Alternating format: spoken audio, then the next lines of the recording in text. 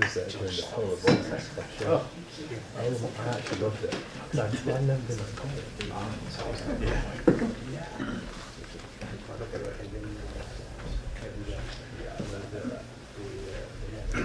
Press and hold it.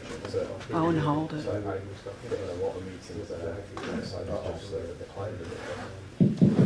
Oh, okay. Welcome everyone, fantastic panel tonight. Sorry, we're a bit of a late start. Really interesting contributors, and I'm going to first of all thank Bill Wyatt. Do you want to come and say a few words, Bill? Bill, I'm with Shepherd Mullen, and we're happy to sponsor these events and welcome you all. This is a little bit closer to what I do in the banking business, so I'll be very interested to hear how technology is going to change everything that I've done for years. thanks Phil, and thanks Shepherd Mullen, and thanks OFX. And we're going to pass it over to Mark now, and he's going to help all the panelists, massive panel, to introduce themselves. Thank you. Great. Thank you, panel. Thanks, everybody, for joining. I know we're competing against the one of the more recent Democratic debates tonight, so certainly the subject matter here will hopefully be more interesting and truthful. But I'm Mark Crager. I've partnered with FinTech Silicon Valley. I have a company called Next Stage Partners. We work with early stage companies in the FinTech space, usually seed round, and help from a sales, marketing, business development perspective. So I see some familiar faces in the audience tonight, and I'm going to ask each of the panelists to go down and introduce yourself and kind of a brief background. We have a very broad topic tonight called banking technology, and we're going to try to drill down on a few different aspects, and we will have opportunity for audience question and answer too as well. Sarah, do you want to start? Yeah, my name's Sarah Nofeliyan. I am on the team at Varo Money. I work in product, focusing on growth, acquisition, and engagement of our users. My background is strictly in FinTech, as I've worked previously at Acorns as a founding PM there, building out an investment platform for everyone, and also done some work in Auto Gravity in lending marketplaces. Great. Thanks. Hello everyone, I'm Shreyas. I'm a CISO at Deserve, and Deserve is a credit card platform for launch, origination, management, and customer support, the end-to-end credit card as a service. And before Deserve, I worked at Uber for 4 years doing FinTech and credit card security. And I advise some companies, and I also sit on the board of Texas A&M University Department of Computer Science. Hi everyone, Josh Roy, part of, I don't think this is working, but I don't think it's necessary. Work with Bank of the West. Good prop. There you go. Work with Bank of the West, part of BNP. Lead open innovation there. Background, I've been a banker, spent a good chunk of my time, 10 odd years with Citi, was part of the venture team, also did an e-commerce startup out of New Delhi, and have been in the FinTech space here since 2012.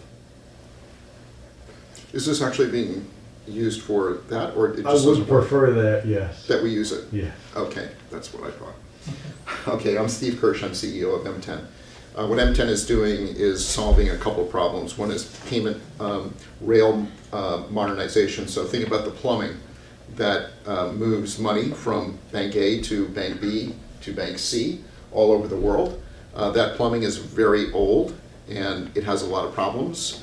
So it can sometimes take maybe 7 days, 2 weeks to move money cross border, depending on what banks intercepted and have to do the AML, CFT on it.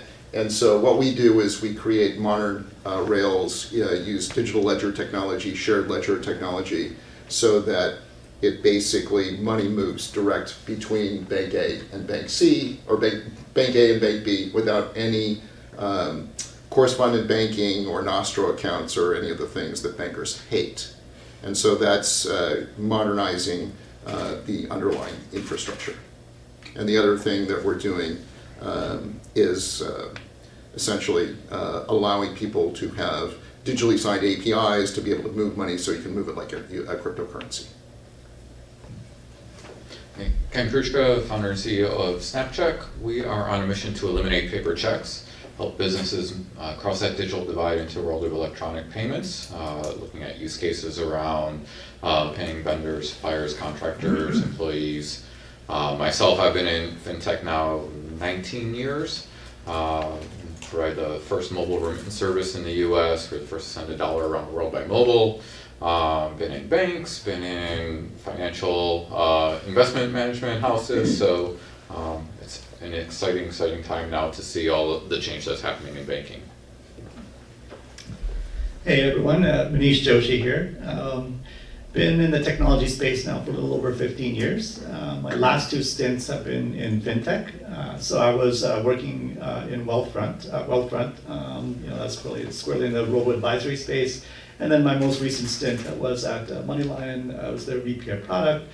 We were a consumer finance product with the focus really on the middle class of America.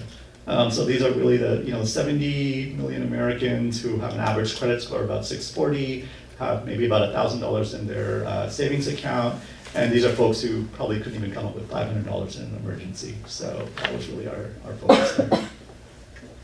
Jason. Hi, I'm Jason with OFX, and we are a 20-year-old disruptor in the foreign exchange payments group. So we send money around the world for individuals and small, medium-sized businesses at better rates and quicker. We've been working with other financial institutions such as banks and other neobanks, helping them offer our rails and leverage our 20-year-old platform that's doing the job really well for the international payment side of it, and it's an easy plug-in for them. So that's what we've been doing. I've been in FinTech for the past 10 years, almost, starting off in the crypto, Bitcoin, and I didn't put enough money in there, so I'm still here. Although it's done really well the last month or so. It has. I picked up at 3,500 again, and that's paying off. Nice. Great. There's a few things I wanted to kind of cover. As there's a lot of different services that are represented here that reside in banking today, or a new form of banking that the average consumer doesn't necessarily know about or think about when they go into a traditional bank relationship. And I think there's 2 avenues here. One is a traditional bank relationship that resides in all the usual suspects that have a branch on every corner. And then there's the new upstarts, like a Borrow, that appeal maybe initially to people that don't have banking relationships or are looking for a better way to manage their money, and they're not necessarily trusting of a traditional bank, or maybe the traditional bank isn't really interested in them. But I'm just, maybe Sarah, if you can kind of kick things off a little bit and talk about some of the ways that you see the 2 worlds kind of melding together in terms of how you started and where you see the future of your customers. Yeah, I can talk a little bit about more. I mean, the genesis of Borrow really was to meet the needs of consumers that were, maybe underbanked and overcharged. Mm-hmm. And while there's a great fragmentation of services to meet the needs of those consumers, it might be check cashing, it might be a prepaid card. Borrow was one of the first places that provided a real central demand deposit account for those users. And while we're full digital, we have no bank branches, we're able to use the savings on those overhead costs to invest more into product research and software improvements that meet the customer needs, a little bit ahead of where traditional banks would. So you'll see that, while some consumers come to us because they don't have a bank, there's, I think, I read a stat recently, 30% of the younger generations are not happy, or, only 30% of younger generations trust a bank brand. And so these people are going to come to us because we're going to act in their best interest and will be, the central brand that they associate their money with. Great. And Josh, coming from a more traditional bank, can you talk a little bit about maybe some of the threats that you see from the technology that's being developed and marketed directly to consumers versus a more traditional bank relationship? Sure. Actually, I think there's a senior member of the executive team from Bank of the West that is now at Varo, or was at Tigo. So I think you know, the banking industry has been talking about for a while sort of disruption, FinTech, you know, mobile money, new customer experience, and for a while I think there was a lot of adversarial sort of, you know, banks will be disrupted, etc. I think that has shifted really a little bit. The big banks are investing enormous amounts of dollars, time, and resources in upgrading their platforms, and a lot of them are also collaborating and partnering up for specific capabilities with, you know, like, you know, we were talking about money movement. OFX is a good example. So I think as you see through just a natural evolution, old legacy infrastructure over a period of time will continue to get better and invested in, and you're going to move from, you know, on-prem into cloud, and you're going to upgrade your capabilities. And specifically with the focus on FinTech, there's a lot of companies that are actually banking on the fact that they're going to collaborate and grow with the banks than just direct-to-consumer offshoots. Like, you know, if you're looking at, you know, Chimes or Varos, or there's a whole generation of consumers that I think, as to Sarah's point, will prefer a non-traditional banking relationship, but there's always going to be the traditional sort of financial services sector as well. And I think at some point there's going to be convergence. Mm-hmm. Ken, do you want to comment a little bit, because what you're talking about with SnapCheck in terms of, is that a service that is going to be available through the financial institution? What is your plan for that particular type of service? Yeah, so, you know, our approach, right, we're tackling business payments, and the way that we've structured our platform, you know, fits very naturally into, you know, a payments hub that a bank may offer, but can also work independent of a direct integration into the banking establishment. So, you know, we've kind of pulled a little bit of magic there on being able to, you know, ride two horses at one time. So the key that we look at here, though, is, like I said, you know, we're on a mission to eliminate paper checks, which still constitutes about 2/3 of business payments today in America, you know, roughly about $25 trillion. So it's pretty crazy. But how do we move that user, right, that low-level employee in accounts payable, to say, I'm going to do something different, right? And that's, I think, you know, a real key, is that it's not about technology, it's not about infrastructure, it's about humanistic needs and feeding into those needs and helping them see that there is a better way, right, and giving them an easy path to get there that is as risk-free as possible. So that's the approach that we take into payments modernization, because it is a long game, right? People have been trying to get rid of checks for about 73 years, and it will probably be another 73 years before they're finally gone. Okay, and I just comment on something like that. I told this story once before on one of the panels. The opportunity to work with a major bank in the U.S. to talk to them about the concept of a checkless debit card that would allow people access to their ATMs, allow people to have a direct deposit relationship, allow people to not have to take the bus across town to stand in line at the bank on a Friday to cash their check and walk around with cash. And there were so many people in that room when I'm talking, and they're all shaking their head except for one. And it was the guy that was responsible for and was compensated by how many checks they cashed. And he got really upset in the middle of the meeting and said, wait a second, you know, if you're talking about eliminating and reducing the number of checks we cash, I have a problem with that, because I'm compensated on how many checks we cash. So I have bad news for that guy. But let's talk a little bit about some of the other services, and I'll just kind of leave this open to whoever wants to grab the mic. Some of the challenger banks, neobanks, are very platform specific today. debit, for example, versus credit or both. You don't necessarily go into one of those to get a mortgage or even to get a car loan. But those are services that will eventually evolve. And I'm just kind of curious, if you look at the fact that all banks seem to want to become a FinTech and FinTechs want to become a bank, what are some of the services today that you see in a traditional bank that either won't be necessary, in terms of being offered to the consumer, or you see the two questions here. One is like, what are services that we'll no longer need that a traditional bank is offering? I have one idea if nobody speaks up. And then, from a neobank, what are the areas that you see those people evolving to?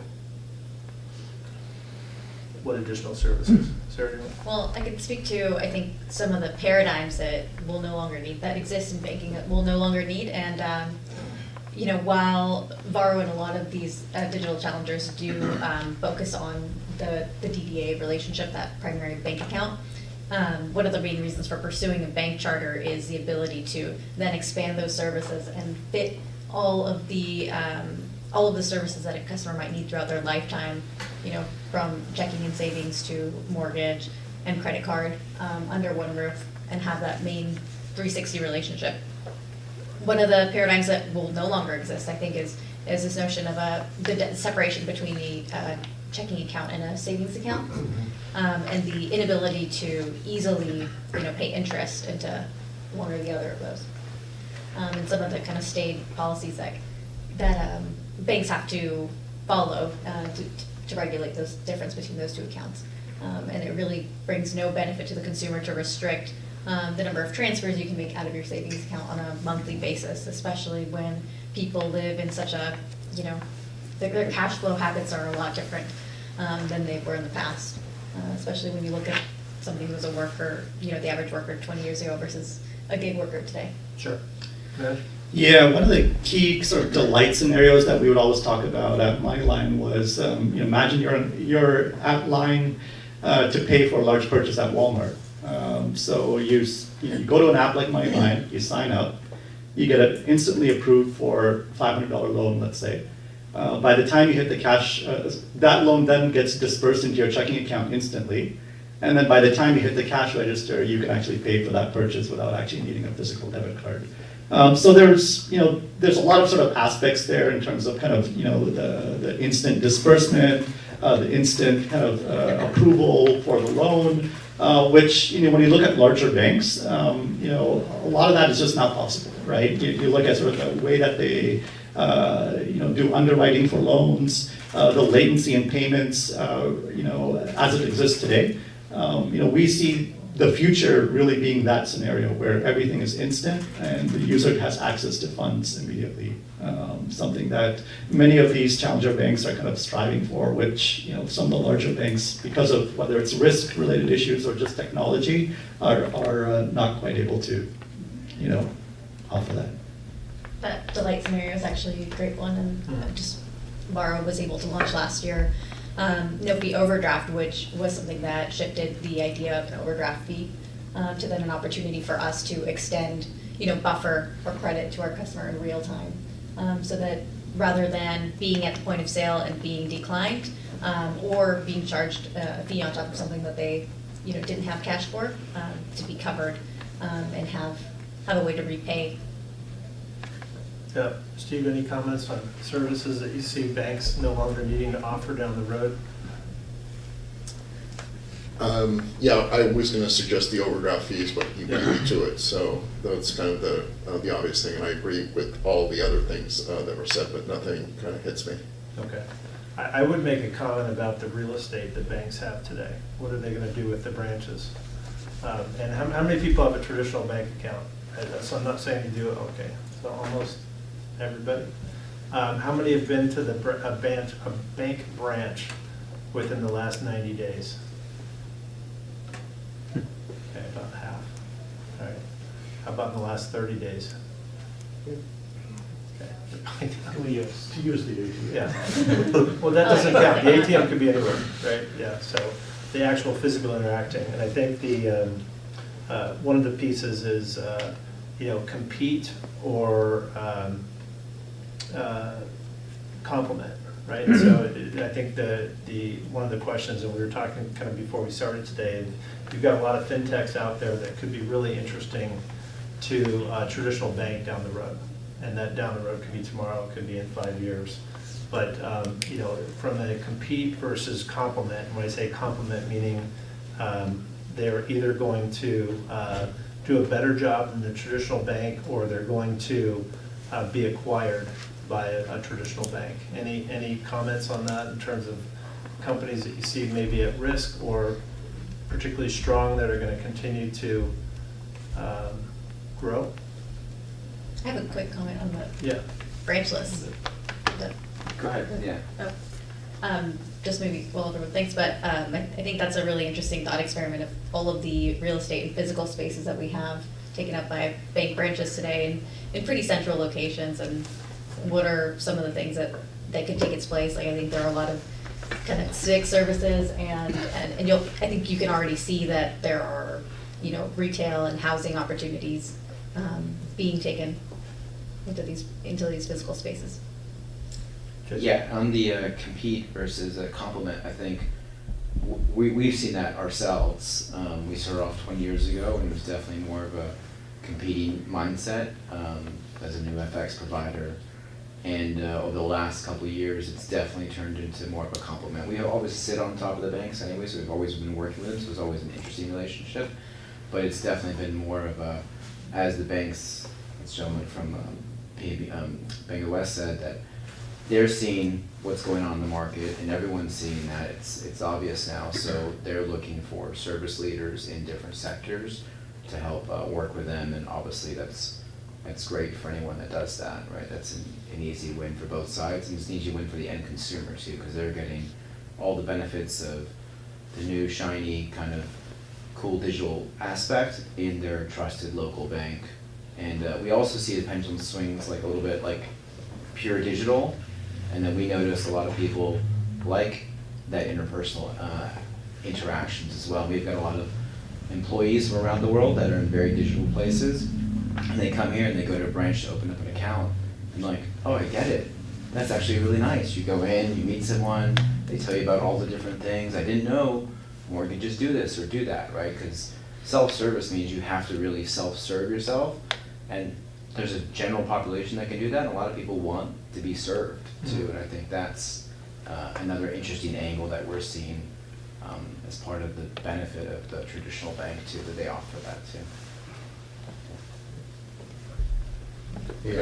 Yeah, I was just gonna add, I think there's a couple other aspects to think about that is interesting about this, which is, if you look at Asia, you look at some of the super apps, right? So we've started companies that have, started with payments, but now pretty much are pervasive. The consumer does their shopping, they're buying, their everything on these apps, and a lot of them.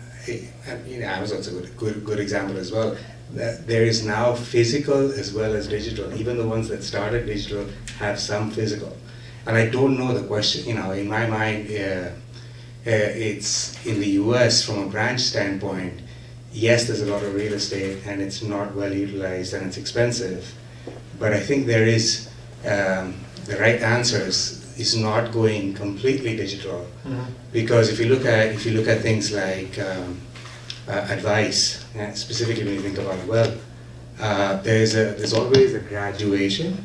So there's a certain amount that you will do that you're comfortable with online, but then beyond a certain amount, those assets moved to a place where there is an advisor, there is an RI, and I think that, where that gap is and when that gets bridged completely, as some of that has moved in Asia. Here, I don't know what that timeline looks like, but I think there's at least right now, there's room for both digital and sort of the relationship-driven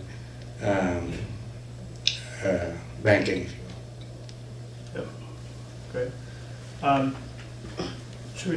The comment or discussion relative to cybersecurity, and if you get into some of the automation that banks are looking at, the ability to make trades, the ability to open an account or pay a bill. What are some of the things that you feel like we still haven't cleared from a cyber security perspective that might be prohibiting from some of those moves, or how do you see that moving forward? Sure. In security, there's always a trade-off. And if you think of a time when there was no online banking, then it was very hard to commit a fraud. You have to physically walk into a bank, get a token, your signature will be matched, and you are physically there, your picture can be matched. And as long as I remember in my earliest banking experience, you could go to your branch, not like any branch in the country. So obviously the chances of fraud in that kind of situation is much less. But obviously the need of speed and efficiency and scalability, we move towards online, digital, and so as we go online, there are increasing risks, but then each product or each service has to be threat modeled and designed in a way that while there is no way to 100% eliminate a risk, but if we, as long as we want innovation, we want growth, we want instant services, money transfer, then each service has to be carefully designed to a level of risk the issuer or the bank or the company is willing to take. But in the end, nobody wants to have a security breach and a lot of fraud. So security is important, but it should be designed specifically for the medium. There's no one solution. For example, if you're designing a security or let's say password rules, think of a user who is trying to type a long, very complex password on a mobile device. So the burden is more than a user of a computer or a laptop. So security has to evolve and has to move with the times of the specific need and what of the audience. Mm-hmm. Steve, on some of the movement you're talking about with digital money, can you talk a little bit about the way you're addressing security and the password needs or lack of password, or what are some of the changes you see there that are making that a little bit easier? Sure. So passwords are terribly insecure, and so we use all digital signatures for any of the operations that we do. And so that creates something called end-to-end security, where the customer digitally signs it in a device that they control, and then the bank at the far end verifies that signature. And so anything in between, then it can't be compromised. And passwords are terrible because the bank has a copy of the password. Someone breaks into the bank, they get everybody's password. People think of dumb passwords. Passwords are fairly easy to guess and break, and I'm sure most of us use the same password everywhere. And all of these bad things with passwords. They were invented at MIT 50 years ago. They should die a death, but they just happen to be super convenient because we don't all carry around crypto devices with us. But we do carry around a nice crypto device that we all use, which is our mobile phone. And each of these mobile phones, if you have an Android phone or you have an iPhone, you have something called a secure enclave inside the phone. And that has a digital secret inside of the enclave. And that digital secret never leaves the enclave, and it can only be accessed by your biometrics or your 4-digit PIN code. And if you have enough bad attempts, that it basically locks you out. And so it's being able to sign things with your phone, or maybe you have a Ledger Nano device or what have you because you're into crypto. But the point is, there are these devices that make things very secure, and so when I do a Face ID on my phone, that is like super secure, because that can then invoke a digital signature to approve a transaction. And so that's the kind of security that we use for transactions.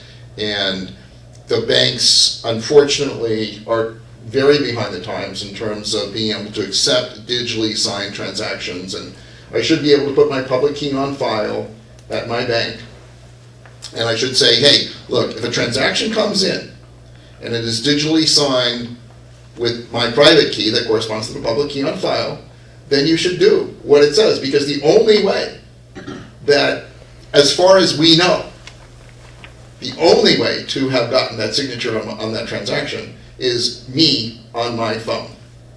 And it can't be anyone else on my phone, it can only be me on my phone.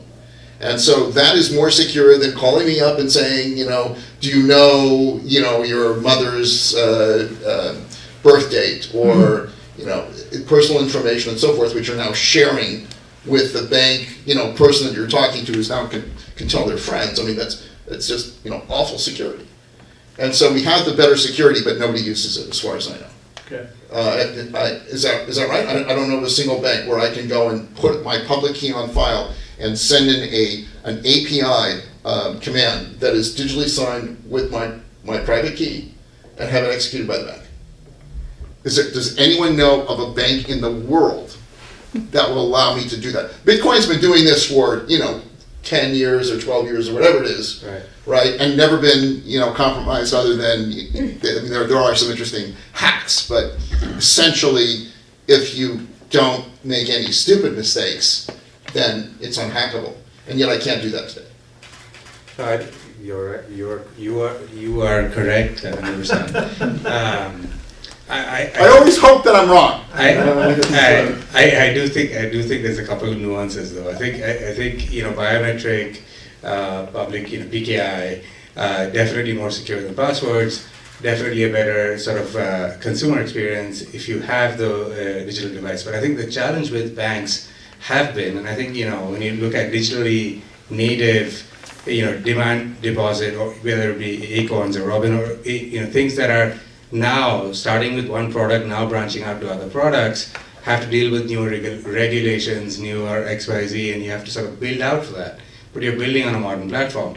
When you're looking at banks, you're looking at channels that are branches, that then there are mobile phones, there are other consumers, and I think typically banks have been very good at risk management, and that's their DNA, whether it be credit risk, fraud, XY, and they've had teams and teams of people and a lot of legacy infrastructure and technology to manage that. Regardless of customer inconvenience. Yes, agreed. I mean, my job is to push newer technology inside the bank. So I'm here playing slight bit of a devil's advocate, but I don't do that at my job. But I think the point is that there are issues or challenges on the other end, or the other side of the table, that can't be completely. It's not, you can't switch a button and say, tomorrow all transactions will be biometrically encrypted, because there are going to be channels, consumers, payments, there's going to be pieces that are just going to fall through the cracks. And that is a difficult thing inside bank to solve for today. Yeah, but I'm not asking for a wholesale, hey, switch over everything. That's never going to happen. All I'm saying is that, come on. Why can't you have an API interface to your bank which allows me to send you a digitally signed transaction, and it's a new interface, it doesn't disrupt anything, you just add it to the bank, and it becomes a more secure and more convenient way for me to instruct the bank, and in fact, from a security point of view, it's more secure than what you have today. I don't disagree with you. I mean, as far as being online and being mobile and having, so if you have the new mobile app, that should do exactly what you're saying it should. It doesn't solve for all channels, but yes, for the mobile experience, consumer experience, we should be there.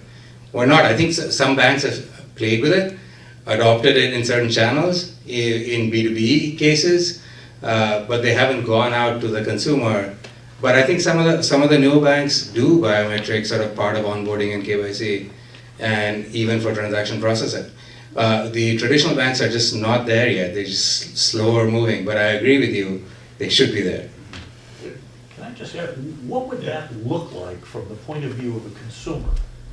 I mean, right now, when you deal with a bank electronically, you're dealing with it online on your phone or something. So is this something that would be built into their infrastructure there?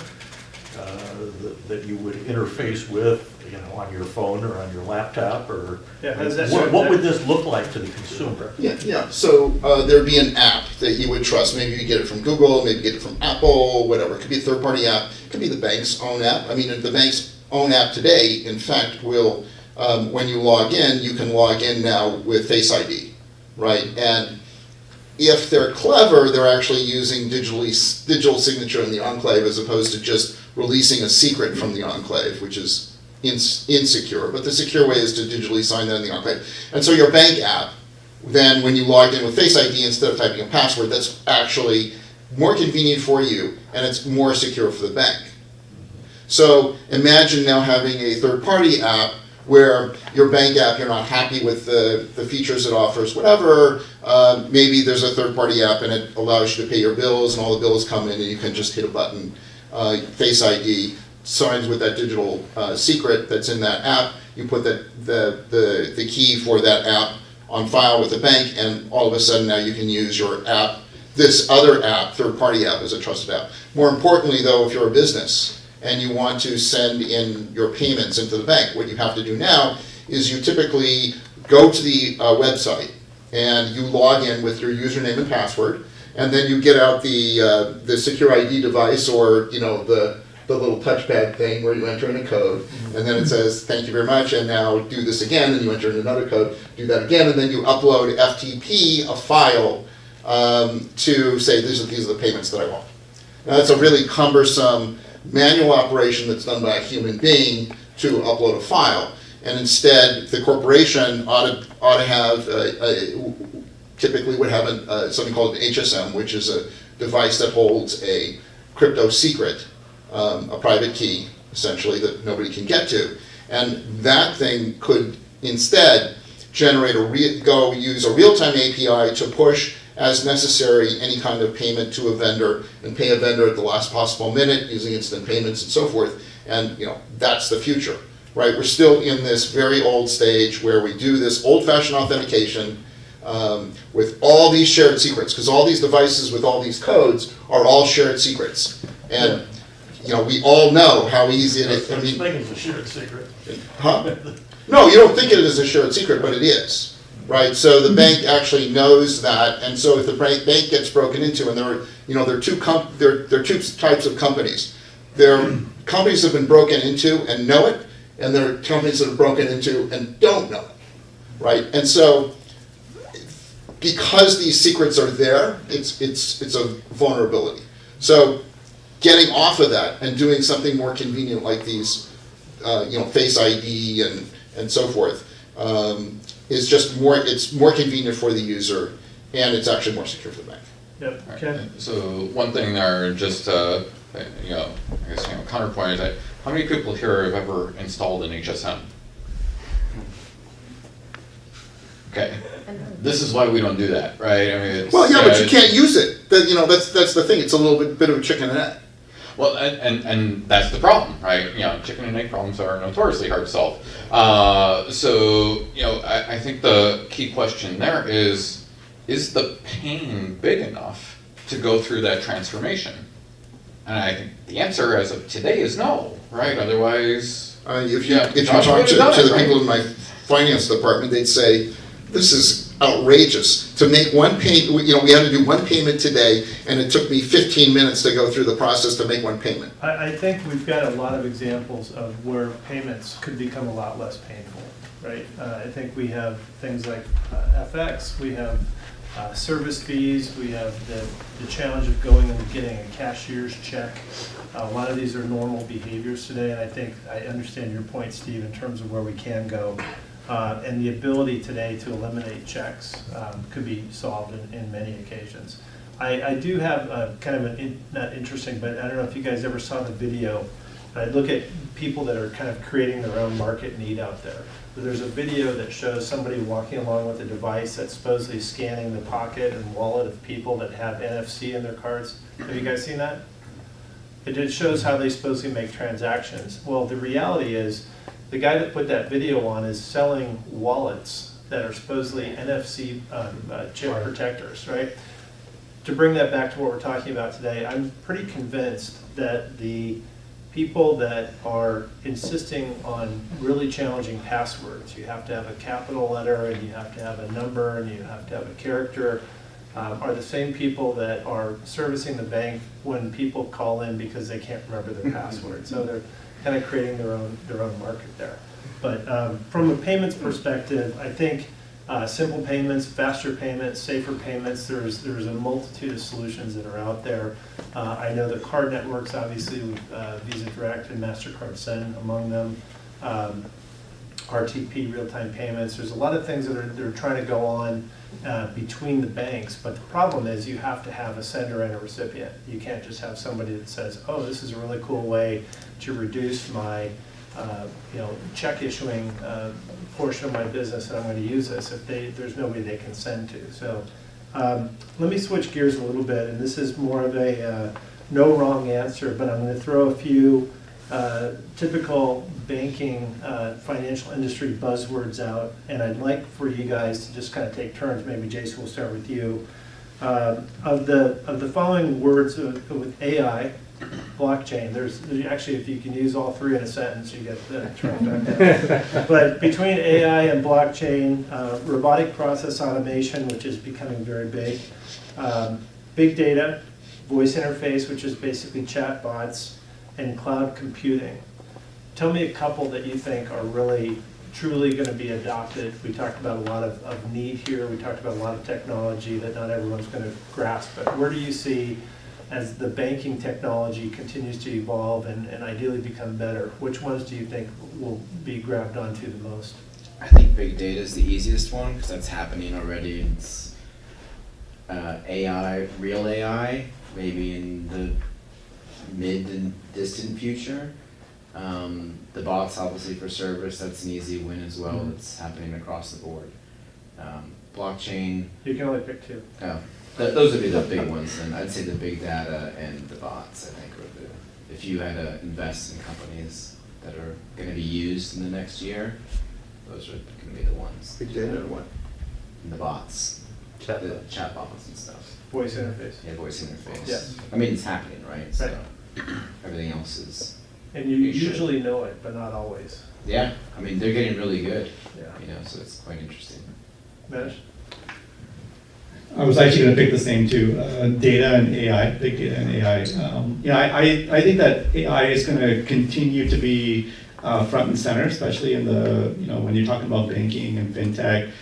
Just so many applications of AI and machine learning that you can apply, things like underwriting, personal financial management, which a lot of that is really just looking at data that you have from the user and being able to offer very sophisticated financial advice to that user. I think we're just scratching the surface on that right now, and there's so many more applications of that can be applied, especially within banking. So I think that's just going to continue to take off. Great. Okay. So I'll go the other direction. I think the one that is definitely happening now is cloud computing. If you look at the cores that were selected by certain neobanks, and that they're cloud-based, right? This is where the advantage is going to be in banking, is can you be agile enough, and the traditional mainframe cores just cannot. And the other one is RPA, right? Getting the back office more efficient has to happen, and I think there's a lot of investment there. What do you mean by the cloud? Can you explain a little bit more with example? Moving things out of IBM mainframe on-prem into Google Cloud Infrastructure, AWS. They haven't done that? They have not. They are doing it, right? Yeah, because you have to get approval from all your regulators to be able to do that, and then you only do it for certain data warehousing type of applications. Steve? So it's, if I pick two, I'll pick AI and blockchain. And when I refer to blockchain, I don't mean the Bitcoin blockchain, and I don't necessarily mean traditional DLTs, the general purpose DLTs, because they're sort of rate limited to like 3,500 transactions a second with 1 second latency and so forth. But you can take sort of the similar concepts of having a secure shared infrastructure, and you can scale that to millions of transactions a second. I think that's really, really powerful. And I think actually going to a centralization of that sort of thing has a lot of benefits. Counterintuitive. Great, Josh?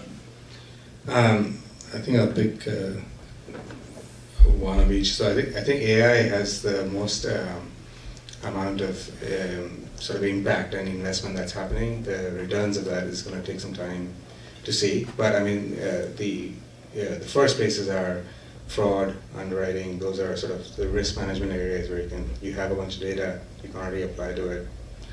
Those are happening and will continue to happen. But I think it has a tremendous. It's like a capability that will continue to get a lot of investment. The second one I'll go to is sort of process automation, which is just, it's really not a future type thing, it's just, it's already there, it's legacy infrastructure, it needs to be simply coded before it becomes smart. And I think that that's and already replaced, right? I mean, it's to replace what you're currently doing to make the efficiency. Exactly. Yeah. So I think those two for me.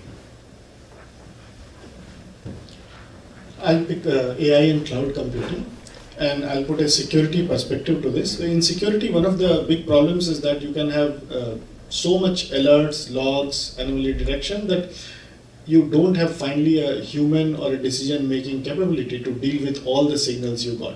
So that's where AI comes handy to help take more optimal decisions on the events or the logs. It's already being generated, and there's no way you can have humans to have all the alerts being checked manually on a regular basis.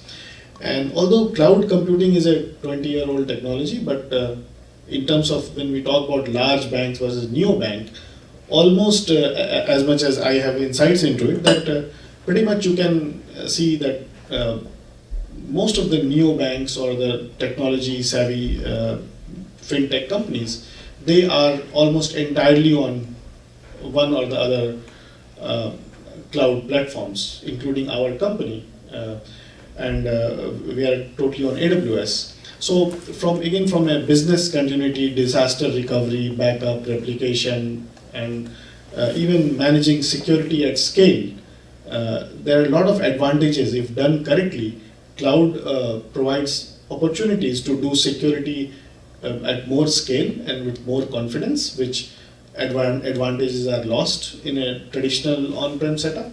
So obviously, if more larger entities focus on the cloud and do cloud correctly, then that has a potential for them to bridge the gap of agility or the speed that they might be missing today. Okay. Sure. Yeah, I'll definitely speak to voice, voice command or voice interaction and chatbots. Being branchless, one of the things that Varo prides itself in the most is like exceptional and attentive customer care.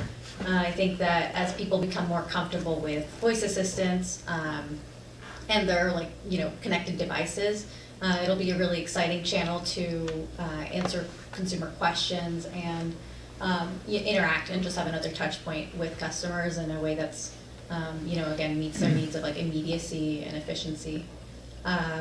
And the second, I think, is AI I think AI and ML are usually bundled together in the sense that finding ways to build models and improve our software so that it can make more decisions in real time on an automated basis. And this will be really helpful for banks and all the financial services that are really stitching together a lot of KYC, risk, transaction, just multitude of data streams to know what information to make a decision on depending on the type of transaction or the point of sale. Okay. There was 3 industries when we talk about automation that were deemed from a workforce perspective to have the biggest impact. One was quick serve restaurants, and you guys have already seen that from the push to order in advance on an app or a kiosk that you get there, and they want you to place that order and slowly eliminating the jobs there. The second was truck drivers. because they think that automation is going to, and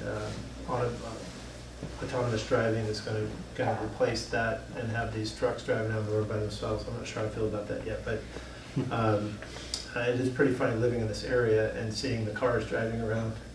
But that was the second one. The third is financial planning. So I actually want to kind of start off with you a little bit.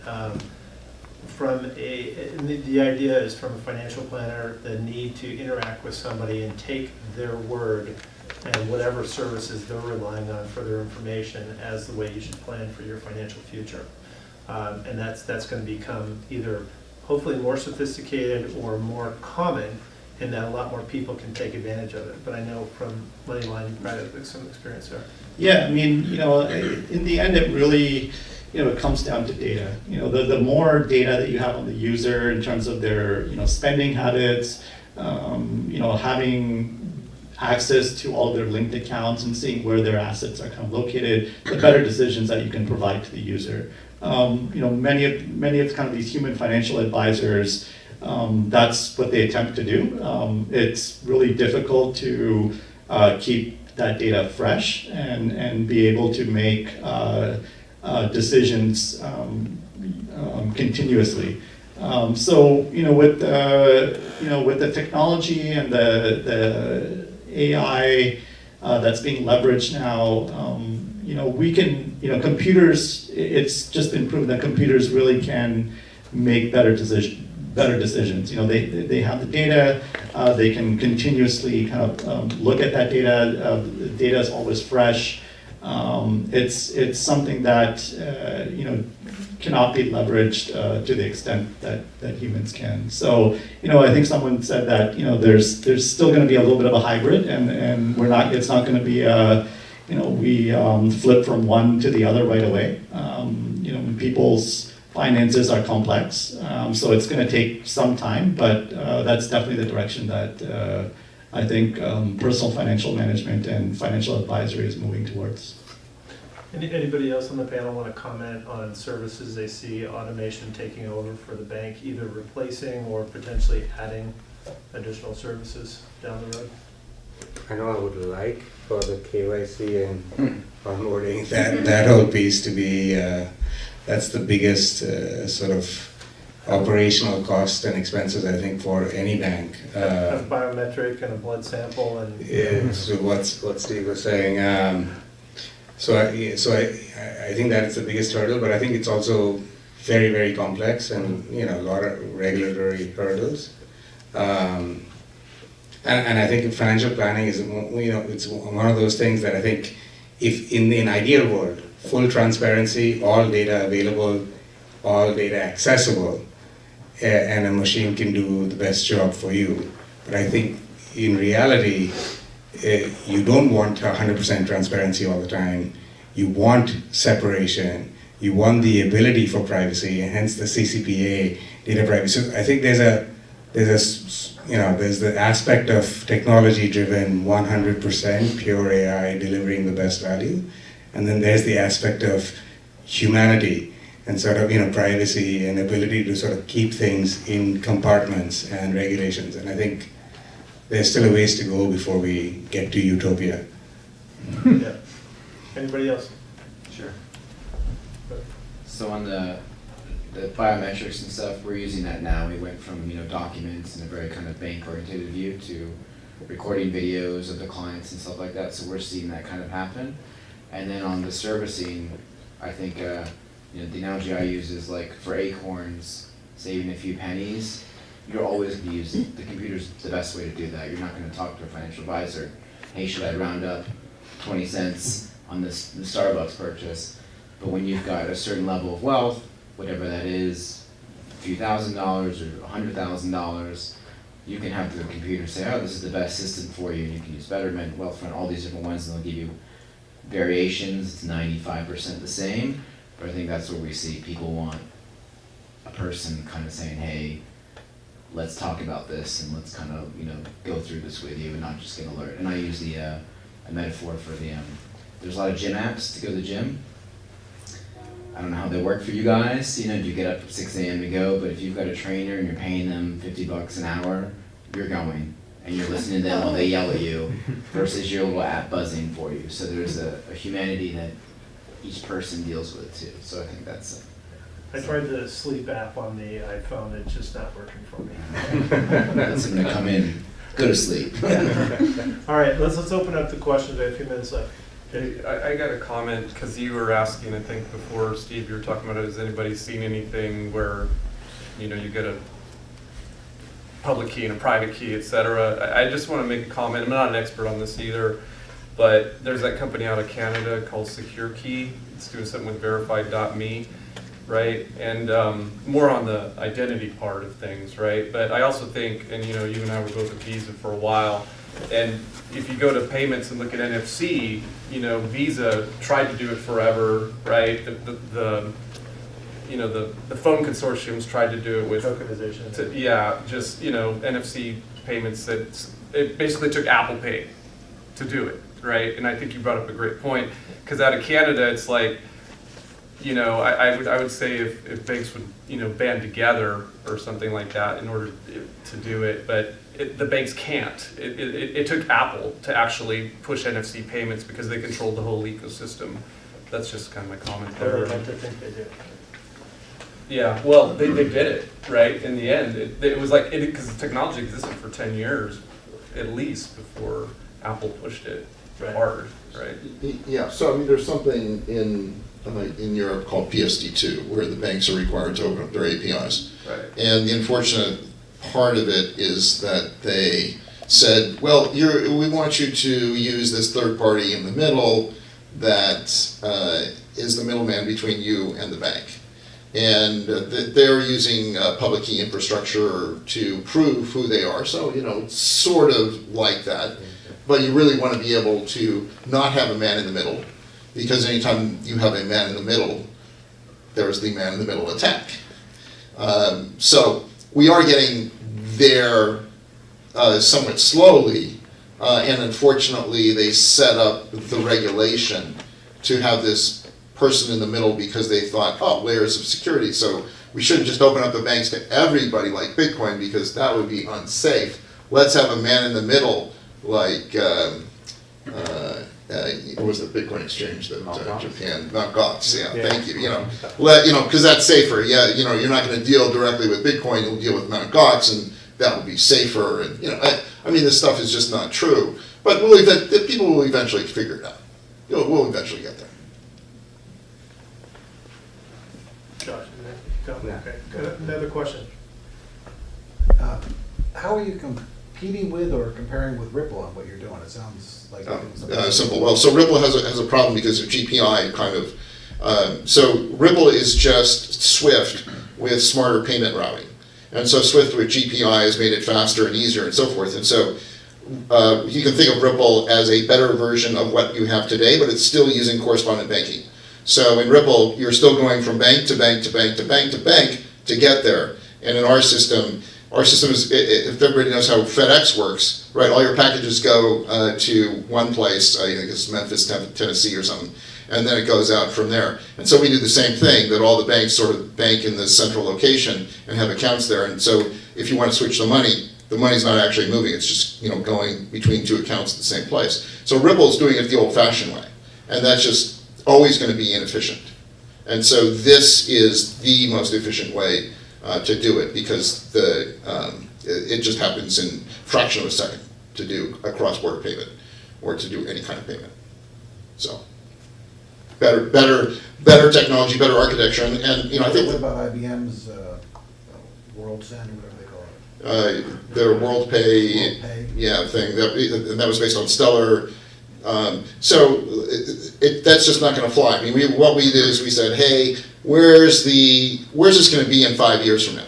And we saw the trends for central banks issuing their own digital currencies, and we said, okay, that's going to happen. There's too much of a momentum behind that. And so it's really going to be the banks that modernize, and if the banks are modernizing, they can't use things like Stellar or any kind of public blockchain, because the regulators are not going to allow a bank to be dependent on something that is not under control of the regulators and has the data that is not sovereign. So we said, hey, we have to create an architecture that's going to work in 5 years from now, and in 10 years from now, and in 50 years from now. And the way to architect that is to do it this way. And so we actually worked with the former head of payments at HSBC and designed a system that works like the banks like to work. And so it was designed actually by a banker and a technologist, as opposed to some technologist who thought of, hey, this is how it should be, and then they try to morph it and try to find product market fit. There was a lesson there. Yeah. One last question. Yep. So I've been back in the US after living in Europe for 4 years, and I quickly discovered that the US is probably 25 or 30 years behind Europeans in terms of payments. Clearly there's been... But there's FedNow, and FedNow will deliver tomorrow, yesterday's technology. So we'll deliver a 20-year-old faster payment system in about 10 years from now. So there's hope. Well, clearly there's been a meeting of the minds between banks, industries, merchants to develop seamless payments, right? Including AR and AP and the whole lot. So I'm curious from the panel, is there any appetite out there for development of standards? And if that happened, how would that disrupt you guys? All right, so someone's taking that. So there is a standard called ISO 20022. Yep. So 20022 is basically the Swift MT messages kind of on steroids and sort of the next generation of that. But these are for messages that banks send to each other to move money. So it is a payment network.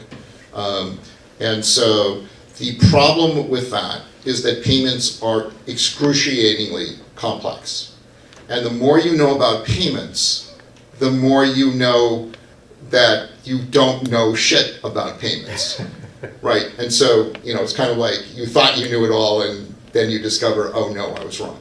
And so because it's so complex, standards are not necessarily the right approach to solving that problem, because as soon as ISO 20022 is published, it becomes out of date and people have to extend it in incompatible ways. And it's so complex today, even now, that people use it in different areas differently. So the same ISO 20022 message that would be interpreted correctly in the US would not be interpreted correctly in the Middle East. So don't assume that standards are the way to go.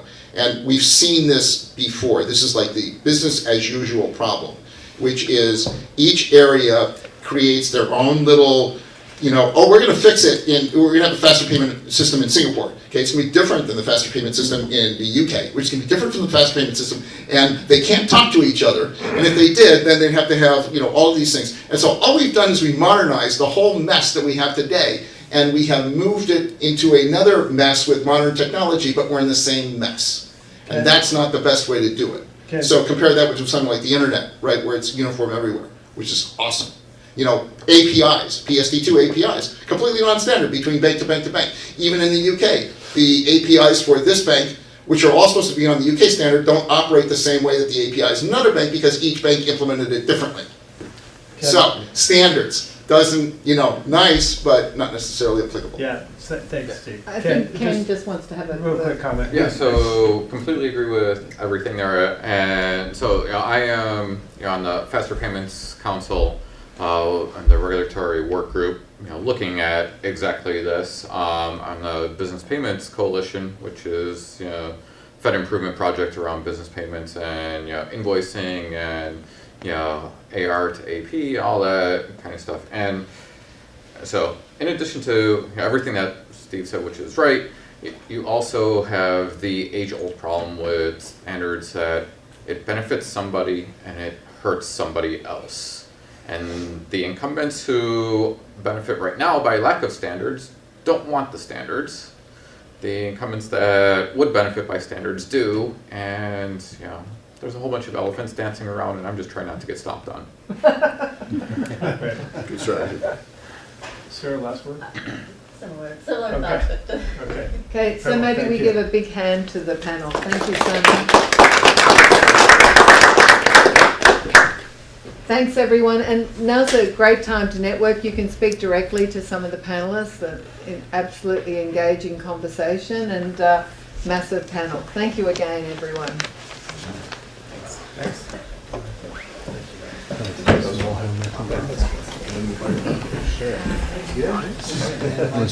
Pleasure. So, how were you? You were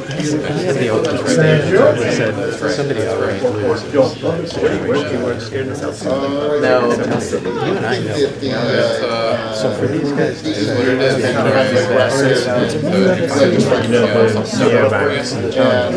the Fed is checks them out and just the way it is. There is no sandbox in the US. These guys are. Yeah. It's kind of nice. Let's do this. Like, If I do take a